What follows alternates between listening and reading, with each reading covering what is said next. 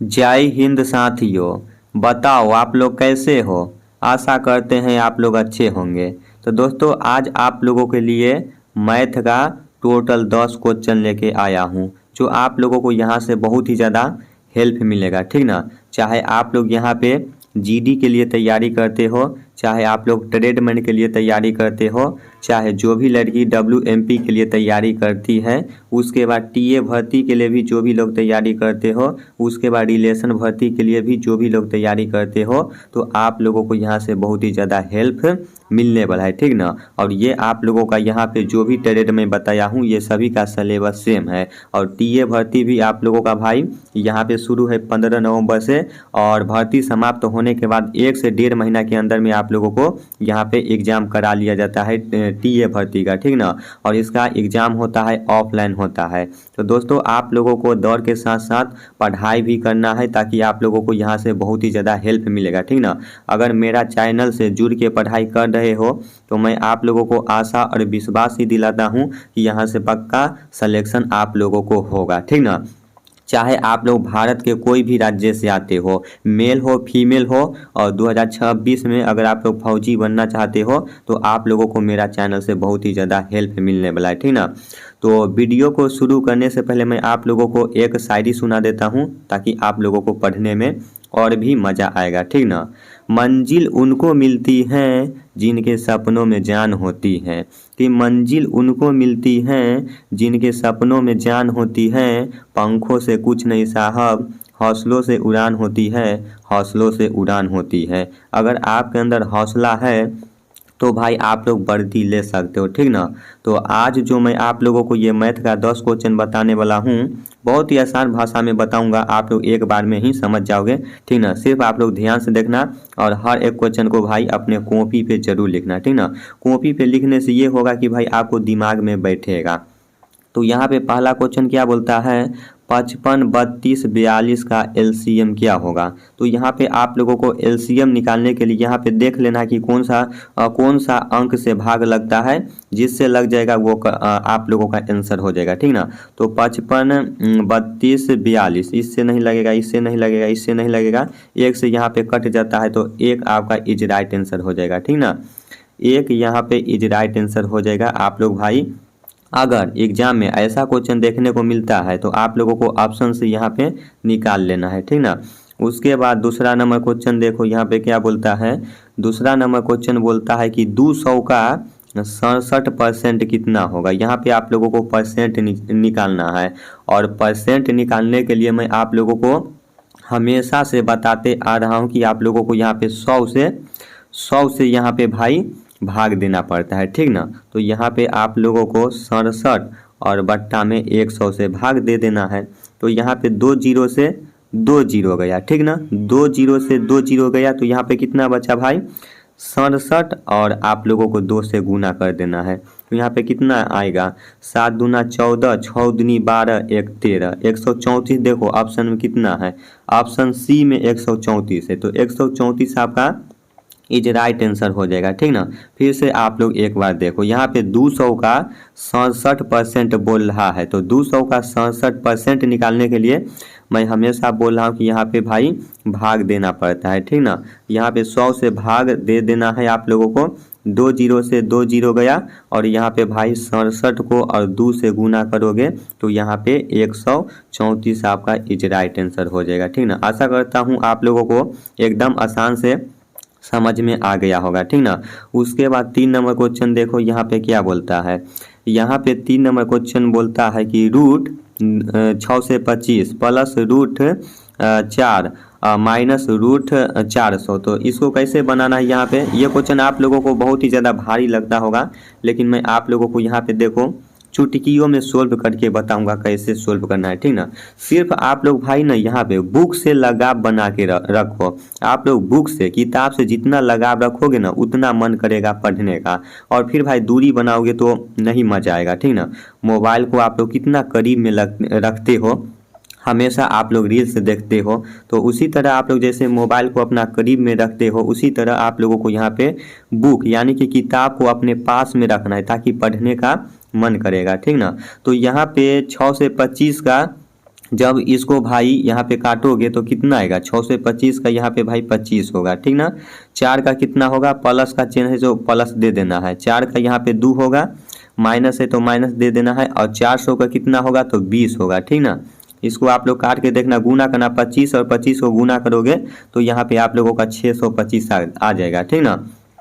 तो यहाँ पे आप लोगों को जोड़ देना है 25 और 2 यहाँ पे प्लस किए भाई तो कितना आएगा, देखो 25 और 2 27 और यहाँ पे माइनस से 20 है। तो 20 में से 27 में से 20 गया तो यहाँ पे -7 आएगा, ठीक ना। -7 नहीं, सोझे 7 आएगा क्योंकि भाई प्लस बड़ा इधर है, ठीक ना। जब यहाँ पे माइनस रहता तो फिर आप लोगों का माइनस में आता, तो यहाँ पे आप लोगों का 7 आएगा, +7 आपको देखो ऑप्शन नंबर ए में है, ठीक ना। इज राइट आंसर हो जाएगा। आप लोगों को समझ में आएगा भाई, कमेंट में ज़रूर बताना। फिर से मैं आप लोगों को एक बार बता देता हूँ, 6 से 25 का यहाँ पे भाई जब इसको काटोगे तो यहाँ पे भाई कितना आएगा, 25 आएगा। प्लस का चिन्ह है तो प्लस दे देना है। और √4 कितना होता है इसका, 2 होता है। माइनस √400 का कितना होता है, 20 होता है, ठीक ना।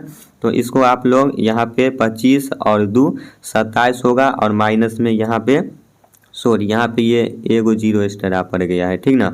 तो यहाँ पे फिर -20 होगा, तो 27 में से 20 गया तो 7 यहाँ पे बचता है। 7 आपका इज राइट आंसर हो जाएगा। ऑप्शन नंबर ए आपका इज राइट आंसर हो जाएगा, ठीक ना। उसके बाद यहाँ पे 4 नंबर क्वेश्चन क्या बोलता है, आप लोग देखो यहाँ पे 3 + 7 3 + 5 - 7 गुने 2 को सरल करना है। आप लोगों को कुछ भी नहीं करना है, यहाँ पे भाई कैलकुलेट कर देना है, ठीक ना। आप लोग यहाँ पे भाई सवाल क्यों नहीं बनता है आप लोगों का, यहाँ पे आप लोग कैलकुलेट सही से नहीं कर पाते हो, ठीक ना। तो देखो अभी मैं कैसे बनाता हूँ, 3 है +5 है और -7 है गुने 2 है। तो यहाँ पे भाई इसको आप लोग जोड़ोगे तो कितना होगा, 5 3 8 माइनस यहाँ पे 7 दूना 14, 7 दूना 14 हुआ। तो 14 में से 8 जाएगा तो कितना बचेगा बताओ, 14 में से 8 जाएगा तो कितना बचेगा, 814। 8 6 14, ठीक ना। तो 6 माइनस यहाँ पे 6 आएगा, तो कैसे -6 आएगा, तो 12 अंक के आगे माइनस है, इसीलिए यहाँ पे -6 आएगा। तो -6 यहाँ पे ऑप्शन नंबर सी में है। सी आपका इज राइट आंसर हो जाएगा। समझ में आया आप लोगों को भाई, कमेंट में ज़रूर बताना, तो फिर मैं कोशिश करूँगा। फिर से मैं आप लोगों को एक बार बता देता हूँ, यहाँ पे 3 है +5 है -7 है गुने 2 है। तो इसको कुछ भी नहीं करना है, सोल्व कर देना है।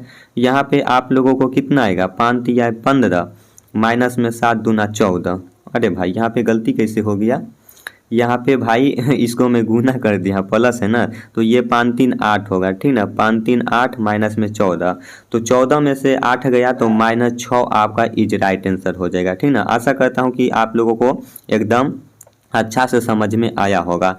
उसके बाद 5 नंबर क्वेश्चन देखो यहाँ पे क्या बोलता है। 5 नंबर क्वेश्चन यहाँ पे आप लोगों का बोलता है, एक निश्चित धनराशि साधारण ब्याज की 3% वार्षिक दर से कितने समय में दोगुना हो जाएगी।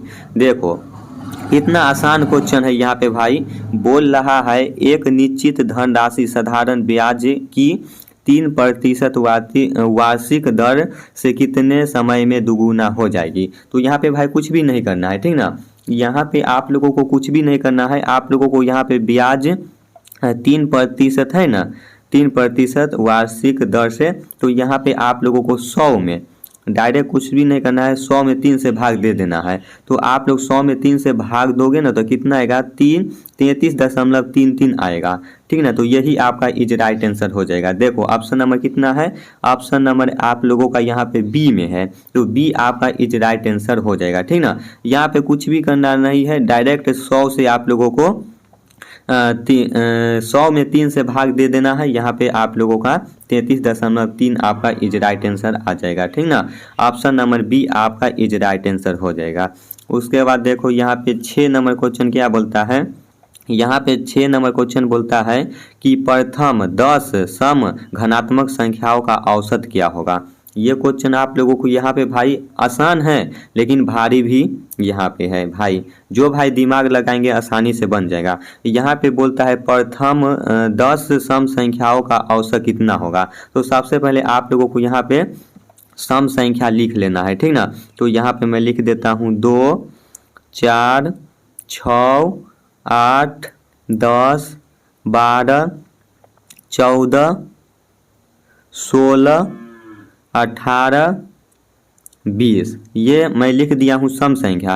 अब आप लोगों को यहाँ पे बोलता है प्रथम 10 सम संख्याओं का औसत क्या होगा। औसत आप लोगों को ज्ञात करना है, ठीक ना। तो भाई इसका एक सूत्र होता है औसत का एक सूत्र होता है यहाँ पे फर्स्ट, ठीक ना। फर्स्ट प्लस लास्ट होता है, ठीक ना। लास्ट और बट्टा में 2 होता है। तो इसी सूत्र पे आप लोगों को यहाँ पे सेट कर देना है। तो फर्स्ट कितना है 2 है, तो यहाँ पे 2 लिख देना है, ठीक ना। फर्स्ट यहाँ पे भाई जगह कम होने के कारण सही से 2 लिख देना है। और प्लस में यहाँ पे भाई कितना है लास्ट में 20 है, तो 20 लिख देना है। और बट्टा में 2 है तो 2 लिख देना है।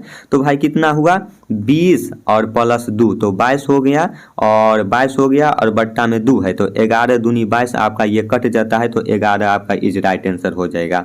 यहाँ पे आप लोग समझ पाए हो भाई। शुरू का यहाँ पे कितना भाई है 2 है, प्लस लास्ट का कितना था सम संख्या 20 था, ठीक ना। और बट्टा में यहाँ पे 2 था, जो सूत्र मैं आप लोगों को बताया था फर्स्ट प्लस लास्ट, ठीक ना। तो यहाँ पे भाई 22 हो जाता है और बट्टा में 2 तो 11 दूनी 22 आपका इज राइट आंसर हो जाएगा।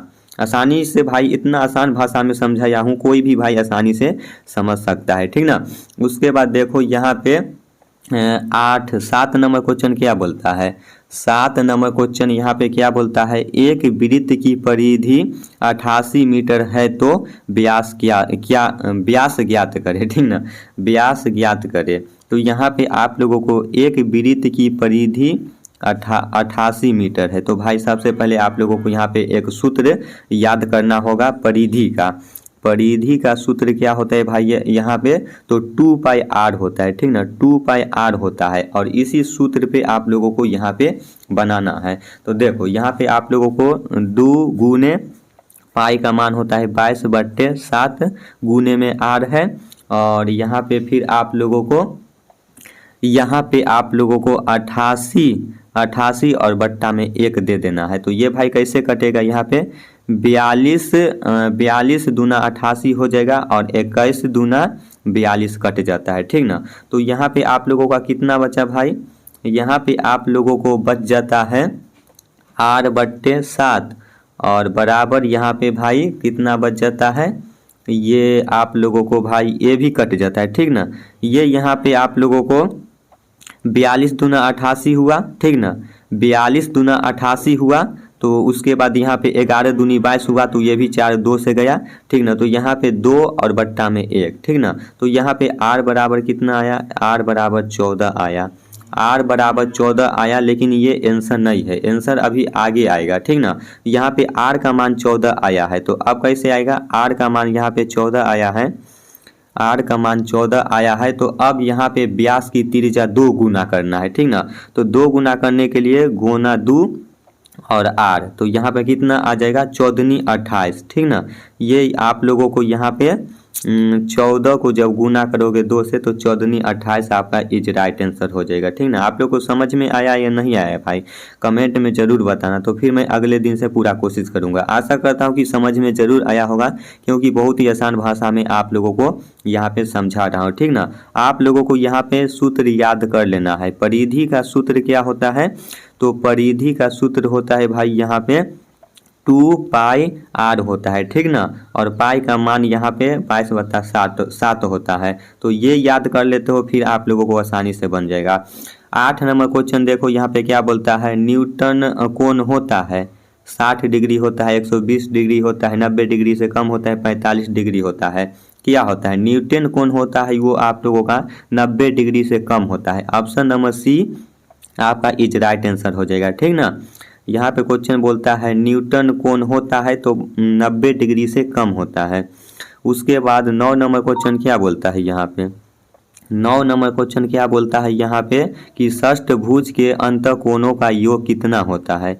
ये आप लोगों को यहाँ पे बताना है। षष्ठभुजों के षष्ठभुज के अंतःकोणों का योग कितना होता है, ये आप लोगों को यहाँ पे बताना है। तो भाई इसका भी एक सूत्र होता है षष्ठभुज का, ठीक ना। यहाँ पे षष्ठभुज का सूत्र होता है n-2, ठीक ना, इंटू यहाँ पे 180 डिग्री, ठीक ना। यही सूत्र है। और आप लोगों का षष्ठ यहाँ पे कितना है, 6 है। n बराबर यानी कि 6 होता है, ठीक ना। क्या हो जाता है, n बराबर यहाँ पे 6, इसको मान लो। तो अब आप लोगों को यहाँ पे भाई कैलकुलेट कर देना है, ठीक ना। 6 में से 2 गया तो कितना बचा, 4 बचा, ठीक ना। और यहाँ पे 4 को और 180 से गुना कर देना है। और इसको गुना करोगे तो भाई कितना आएगा पता है, यहाँ पे 720 आएगा, ठीक ना। 720 आपका इज राइट आंसर हो जाएगा। षष्ठभुज का यहाँ पे भाई सूत्र होता है n/2, ठीक ना। n/2 और गुने 180 डिग्री। तो यहाँ पे n का मान यहाँ पे षष्ठ आप लोगों का 6 है। तो 6 में से 2 गया तो भाई कितना बचा, यहाँ पे 4 बचा। और यहाँ पे 4 से गुना कर देना है 180 में 0, 8 चौक 32, 8 चौक 32 के 2 हाथ में 3, 4 3 7, यहाँ पे 720 आपका इज राइट आंसर हो जाता है। ऑप्शन नंबर डी आपका इज राइट आंसर हो जाएगा, ठीक। लास्ट क्वेश्चन है 10 नंबर। देखो यहाँ पे क्या बोलता है, x बराबर -1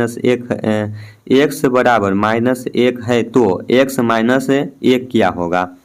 देखो ये क्वेश्चन बहुत ही उड़पटांग है, ठीक ना, लेकिन अभी मैं चुटकियों में सोल्व करूंगा।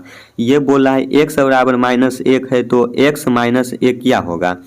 तो x -1 लिख दो, ये आप लोगों का सवाल है। और x बराबर -1 है तो -1 और -1 तो कितना होगा भाई, -2 हो जाएगा। तो -2 ऑप्शन नंबर सी है आपका इज राइट आंसर हो जाएगा। आप लोग भाई यहाँ पे समझे हो, ये क्वेश्चन को ध्यान से समझो। यहाँ पे बोलता है x बराबर -1 है तो x -1 क्या होगा। तो ये तो भाई आप लोगों का x -1 ऐसी है, और x बराबर -1 है तो -x का मान यहाँ पे -1, फिर ये -1 तो माइनस जब जोड़ोगे तो -2 हो जाएगा। तो 2 माइनस आपका इज राइट आंसर हो जाता है, ठीक ना। तो भाई बताओ, बहुत ही आसान भाषा में आप लोगों को मैं ये 10 क्वेश्चन बताया हूँ। बताना कमेंट में कैसा लगा ये 10 क्वेश्चन। और आप लोगों के लिए बहुत इंपॉर्टेंट क्वेश्चन है।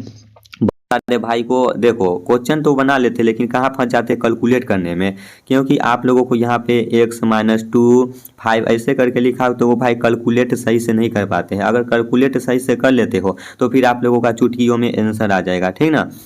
तो चलो मैं फिर नेक्स्ट वीडियो में आते हैं, नेक्स्ट मैथ का 10 क्वेश्चन 15 क्वेश्चन लेके आप लोगों के लिए भी है, ठीक ना। अगर अच्छा लगा होगा क्लास तो भाई आप लोग लाइक कर देना, कमेंट अपना फीडबैक जरूर कमेंट बॉक्स में बताना, ठीक ना। जय हिंद, जय भारत।